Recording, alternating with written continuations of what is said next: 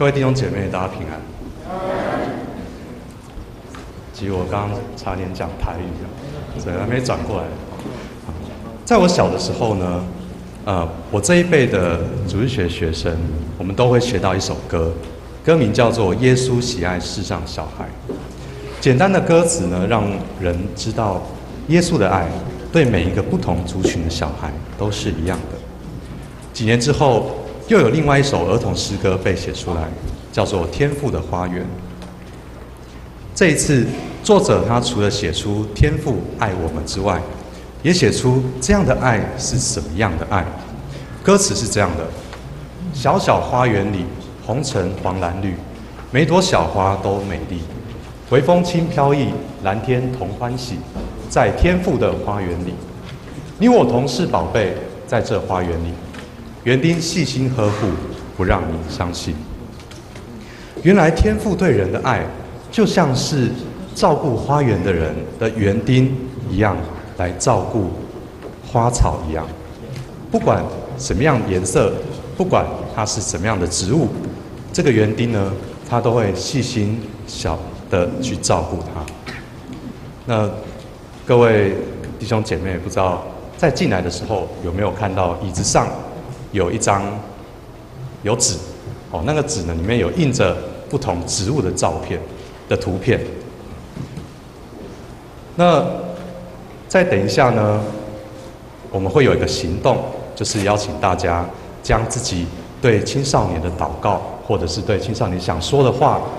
都写在那张纸上。那我们可以有一个时间是来到前面，我们可以将你所写的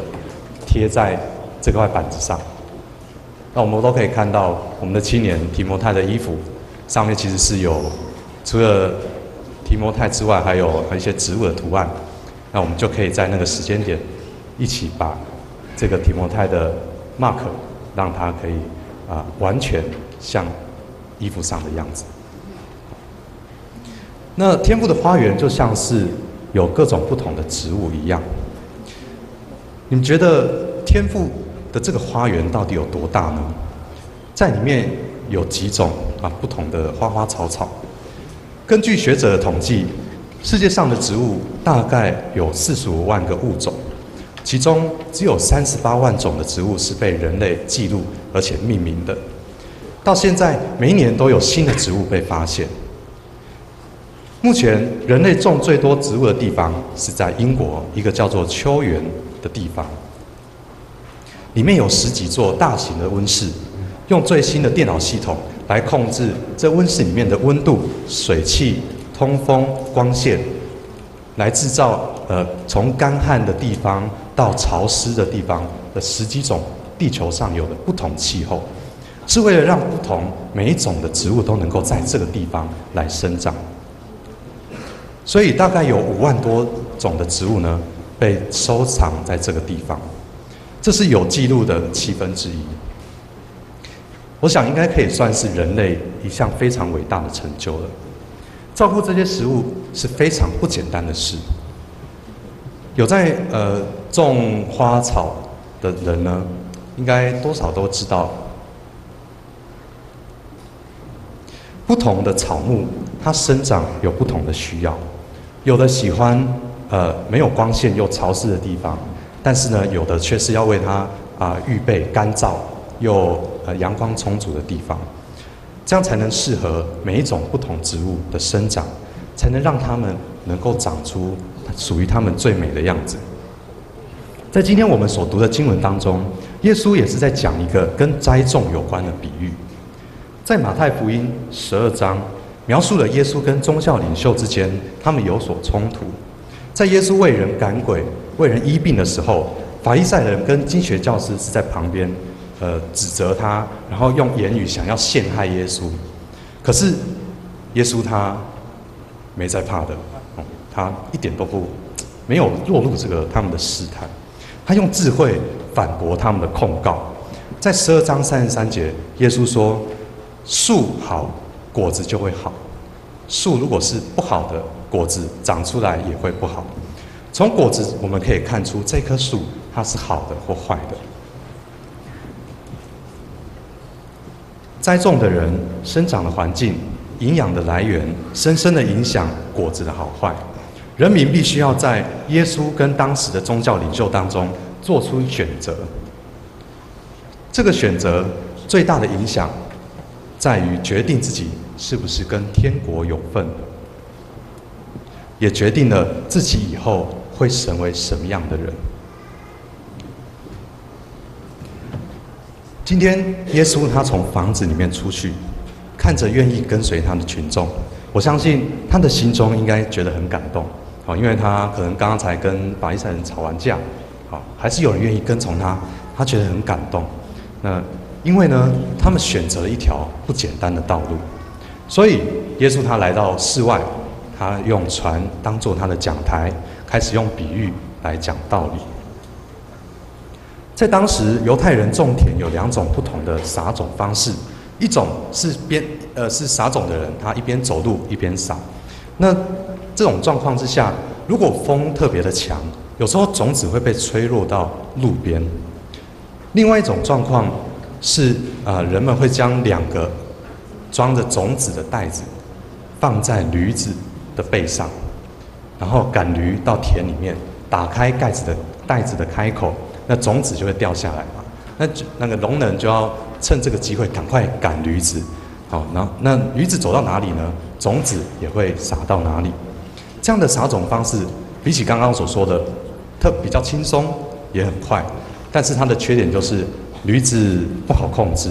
它走路的时候会摇摇晃晃的，那种子呢就有可能被撒到路边或者是石头地上。那我们从经文当中可以看到，落在路边的种子，小鸟看见就会飞过来把它吃掉。那掉在石头地上的种子，它跟埋在土里面的不一样，它有充足的光线，所以呢，它长得非常的快。但是它的根就会因为底下的石头而被挡住。当太阳出来，没有水分，那这个植物呢，种子就会枯干。那掉在荆棘里面的种子，虽然它是在一个安全的环境长大，因为荆棘会挡阳光嘛，那雨水、狂风暴雨也会帮它遮挡，但是因为荆棘长的速度比较快，会吸收土地的养分，那也让种子呢虽然能够成长，但是长到一个阶段就没有办法再继续长大了，甚至它没有办法长出好的果子。所以只有掉在好土里面的种子，才能够正常的成长，不断的结实，最后长出100倍、60倍，甚至30倍的果子。而这里所说的种子，就是指天国的道理，也就是福音。当时耶稣的听众，大部分的人家里都有自己的田地，或者是他会外出为地主来耕田。所以耶稣说的这个比喻，对他们来说，其实特别的亲切。和一般的农作物不一样的地方，在于，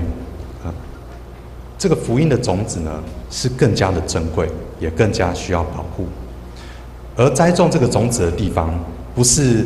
土地，不是很肥沃的土地，而是在我们每一个人的心里面。我们常常说，哇，人心真的很复杂，但是其实这只是因为我们的心呢特别的脆弱，特别容易受伤害，所以我们才会想尽办法武装自己，让人家觉得哇，这个人怎么这么复杂。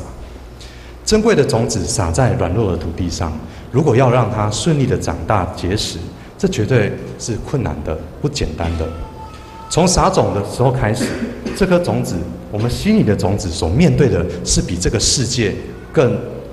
的灾害更加的严格，更加的严峻。有时候我们会认为，我们已经经历了人生的风风雨雨，有足够的智慧跟能力来面对生活上的挑战，信仰上的挑战。但是，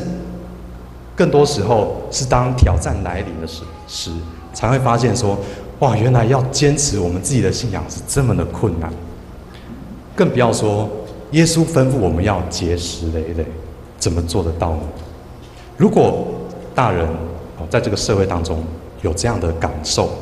那我们可以想想，对我们青少年来说，信仰他们又要面对什么样的挑战？在天下杂志统计，青少年的压力来源可以分为几个面向。第一，课业的压力，有很多学校他追求好的成绩，跟学生强调说，要追求好的成绩才是学习唯一的目的。而且呢，你有学校读还不够，读好的学校才能证明你是好的学生。在外面，青年要跟别人竞争，回到家里又要面对亲人对他的期待，这使得学习的压力大大的增加。因为父母判断孩子的学习状况，最直接的方式就是从成绩单上的数字来判断。所以，如果课业表现不好，父母又无法了解其中的问题，那亲子之间的关系又会成为新的压力。从小我的数学就特别不好，那在几次考试都考不好的状况之下呢，我拿成绩单给我父母，那我爸就问我说，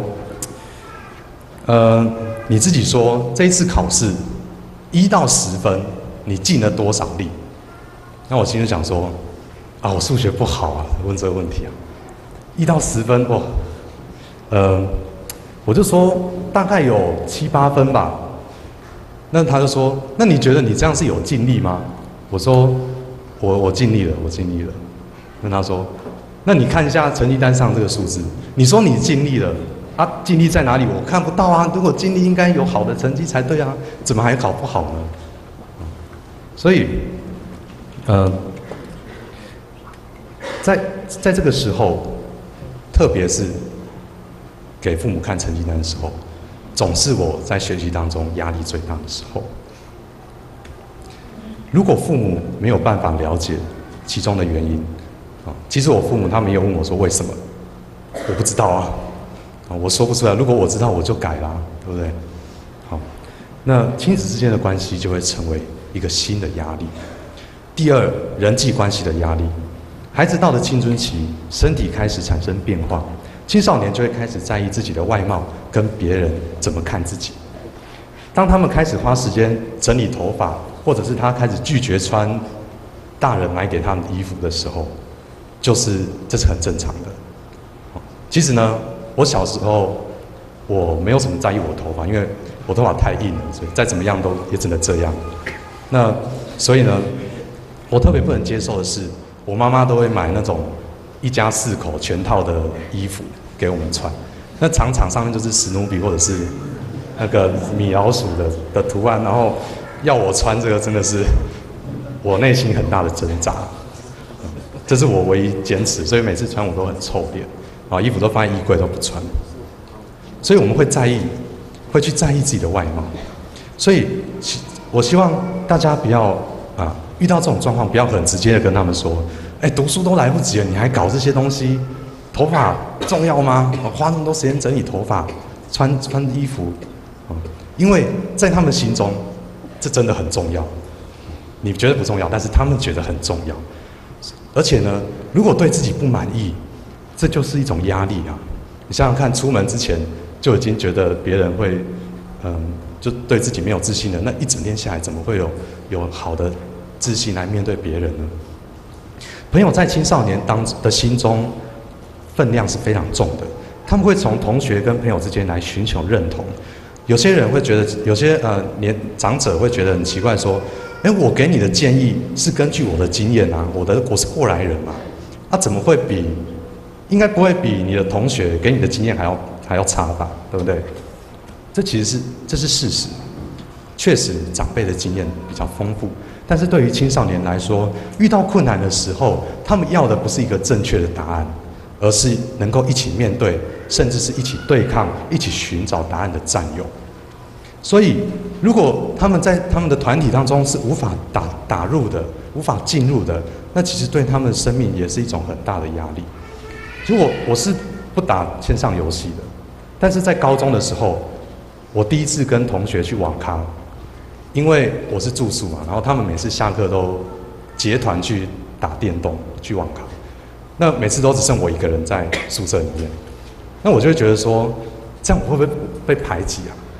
其实我是在排挤我自己，所以呢，我就只好跟着他们，我就跟他们去网咖一开始我就坐在旁边，他们在那边打得很高兴，我在旁边，哇，好厉害哦，哇，这个是怎么样，这是怎么样，然后偷偷学一下怎么配装之类的。那后来呢，我就有自己进去玩，但是我发现我真的没有玩电动的天赋啊，所以都一直死啊，我不想造成他们的困扰，所以我后来也不玩了这样。不过我想表达的是，这就是为什么我没有跟你们一起玩手游的原因啊。所以我想说的是，我当时其实青少年都会用很多不同的方式，他会尽力去要融入他们的社群当中。第三，亲子之间的压力。青少年跟父母在一起的时候，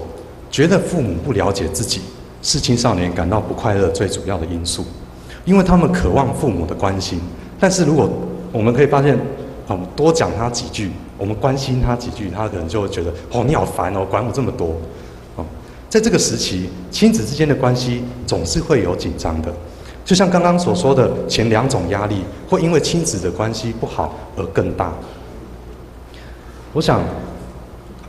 我们可能会觉得，哇，青少年真的是很难搞啊，对不对？要照顾孩子，要照顾青少年，怎么这么困难？可是呢，我们也可以想想，我们也曾经年轻过，对不对？我们也曾经是这样子的，所以我们应该时常给我们青少年鼓励。我也希望青少年可以明白，很多时候我们遇到冲突跟不满，来自于没有好好的对话，而且更加麻烦的是错误的沟通。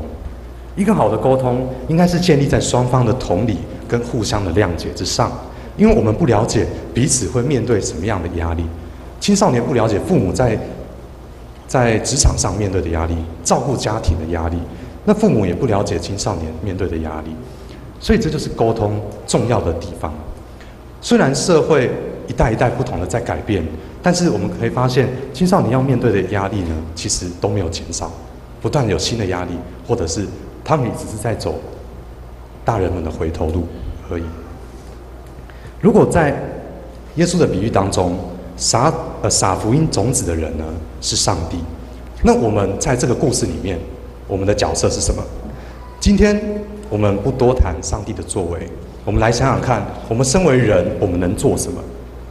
我想象上帝他在撒种，然后我们是负责照顾的园丁。如果将每一颗种子看作是珍贵的福分，甚至是少一个都不可以，那如果是我的话，我应该会特别买一个花盆嘛，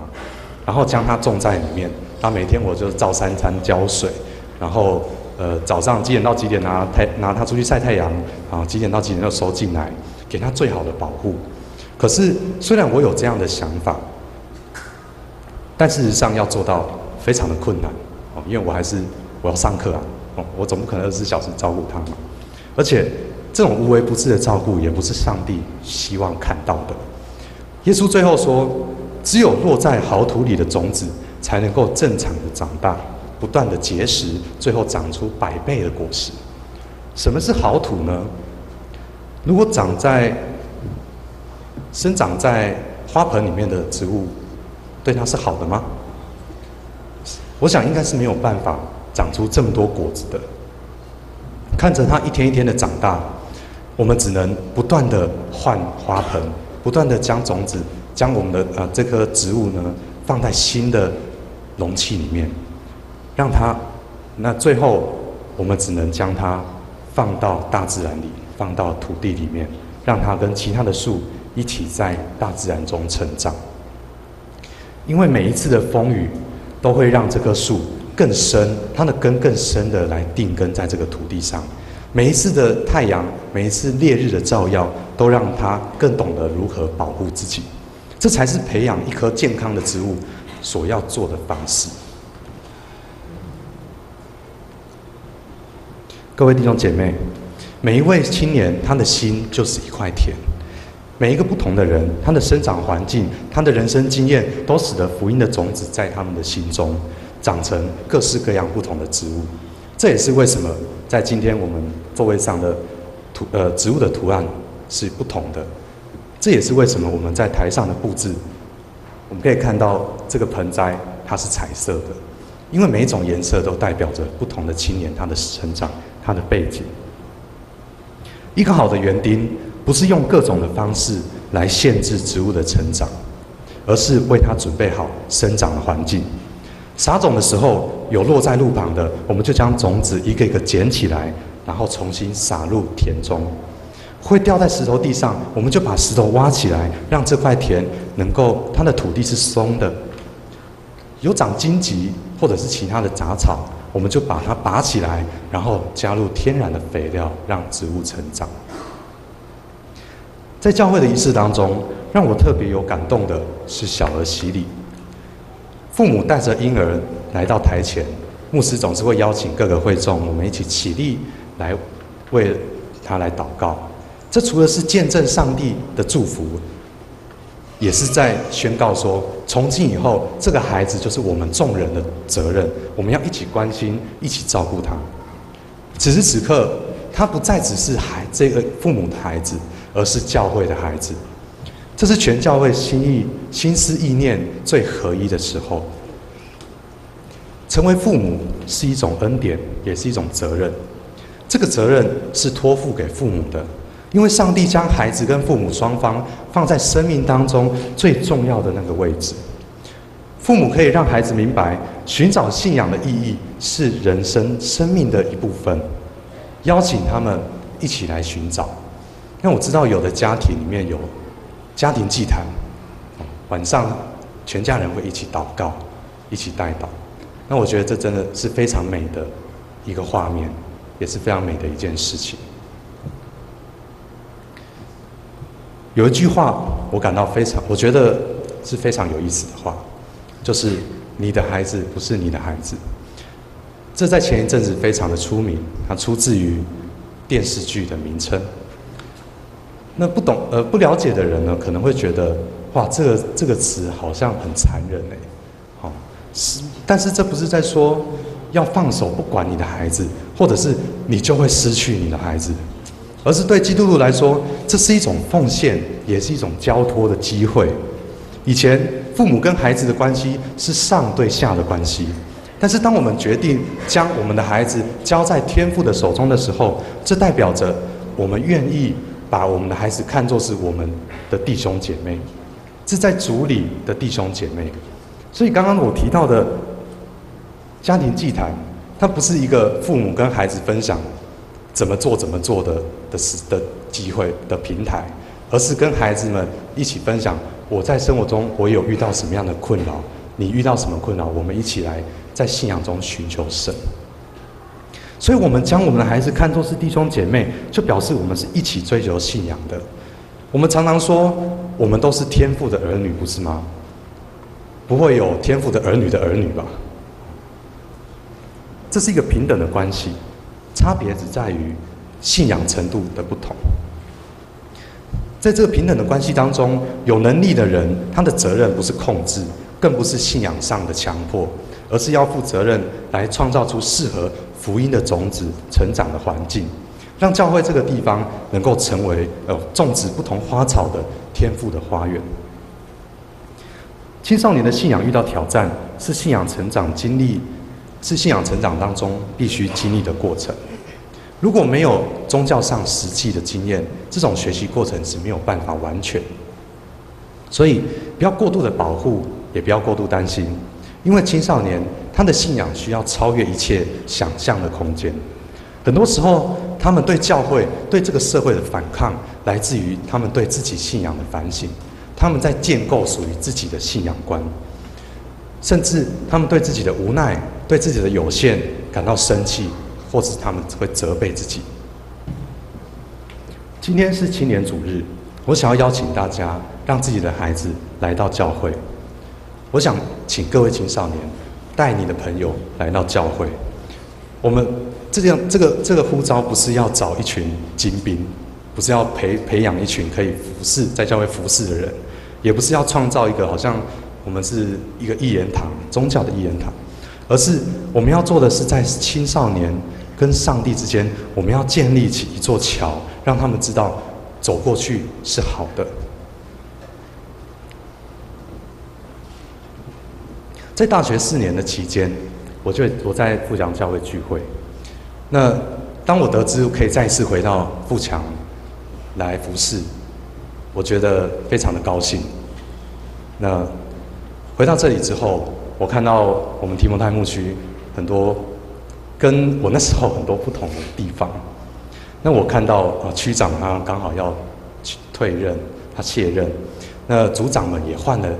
新的一批组长上来，尽管他们现在都也还没正式的被委任，但是这当中其实我有点小小的失望，就是说不像我之前那时候的样子。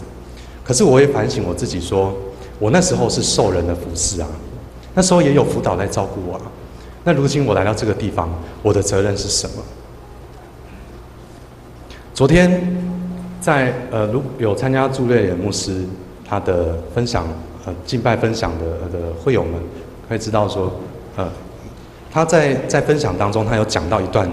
经文，他说葡萄园，他提到上帝的葡萄园。那其实听到这个他这样说的时候，我的泪水就流出来，因为我想到说，哇，我们提摩太牧区就是像这样的葡萄园，它可能现在看起来是很没有长得很茂盛啊，葡萄可能也长得没有很好。那有的人说，我们教会不是都会讲什么安息年吗？我说。然后他们说，你就把这个当作安息年就好了。可是我想说，不对啊，安息年是我们还要出去灵修才是安息年，不是没有人叫做安息年这样子。好，但是在昨天的敬拜当中，我有个感动，就是说，上帝他绝对不会放弃任何一个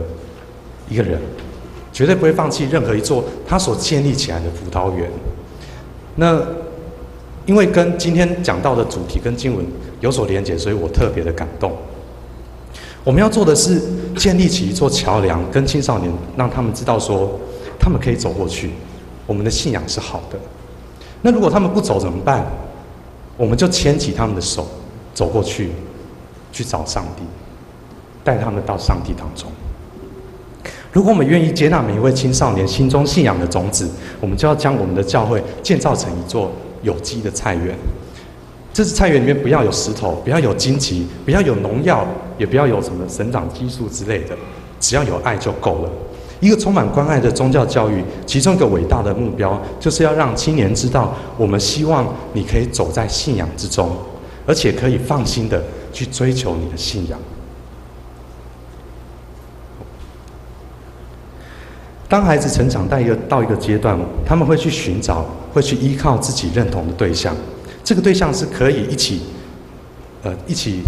快乐的同学，可以说心里话的长辈，也可以，或者是他们认为歌手在歌词当中告诉他们可以勇敢做自己的歌手，或者是为他们无聊的读书日子带来一些趣味的 YouTuber。各位弟兄姐妹，我们再怎么样珍惜，再怎么样照顾我们的孩子，最终还是会走自己的路。与其抓住控制，让他们反抗逃避，不如引导他们专注在一个更高、更不会错的价值之上。那个价值就是我们的信仰。我们为孩子所做的一切，背后要有一个目的。这个目的不是培养一个成功的人，不是培养一个不会让自己担心的人，而是要陪伴他们。这个目的是要陪伴他们走入上帝在他们生命当中的呼召，因为我们都是为了回应上帝的呼召而生，这是我们所有的人，不论男女老幼，人生的目的就是为了回应上帝的呼召而生。所以我想邀请大家，我们除了为青少年、为我们提摩太牧区祷告之外，我们可以想想我们能怎么做，来帮助我们青少年与我们一同走在信仰的道路上。今天我们青年主日可能只是1年1度的活动，但是对他们来说是一整个月的练习，是很多我们可能在团契时间应该要分享、应该要听道理的时候，他们是在练习，他们是在准备、在练歌青年主日的服事。那我们可以为青少年做什么？这也是我希望大家可以思考的题目，就在我们周报里面有写。